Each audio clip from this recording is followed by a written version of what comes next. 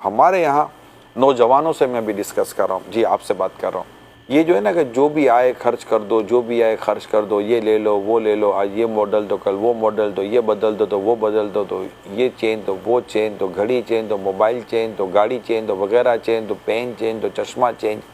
ये जो कुछ हम करने बैठे हुए हैं ये दुरुस्त नहीं है। एक एवरेज ज़िंदगी गुजारें, एक डिसेंट लाइफ गुजारें। कोई कहे कि यार ये रिस्पॉन्सिबल आदमी है, ये उड़ाव नहीं है, यानी आपको कोई पैसा उड़ाने वाला ना कहे।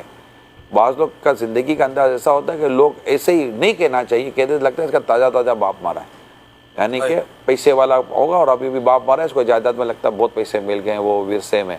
तो ऐसा ज़िंदगी का अंदाज़ा एक तरह क्योंकि आप पर उंगली उठाए बात करे, क्योंकि कल को इमरजेंसी में आपको काम आएगा। मैं इसके ऊपर आपको हदीस सुनाता हूँ।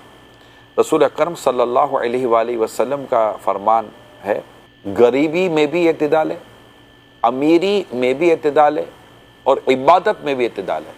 तो ये भी सबक अपने जहन में रखें और कोशिश करें कि जो माल अल्लाह ने दिया है और कुछ हो सकता है तो उसे आगे भेजें। हदीस पाक में है कि तुम में से कौन है जिसे अपने से ज़्यादा अपने वारिसों का माल पसंद है। अर्ज़ की गई सबको अपना माल पसंद होगा। इरशाद फरमाया तेरा माल वो जो तूने आगे भेजा।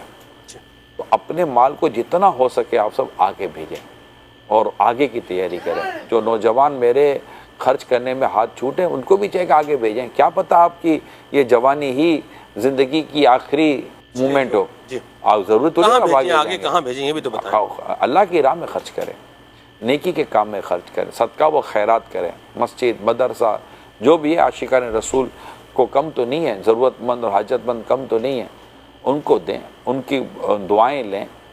कुछ नहीं अपने वालिदैन पर खर्च करें, अपने बीवी बच्चों पर खर्च करें, जबकि वो खर्च करना भी सवाब वाले कामों के अंदाज पर हो, क्योंकि अफजल सदका वो है जो तो अपने घर वालों पर खर्च करता है। तो घर वालों पर खर्च करना कोई फजूल खर्ची नहीं है, जबकि वो फजूल खर्ची में ना आता हो, ये याद रखें।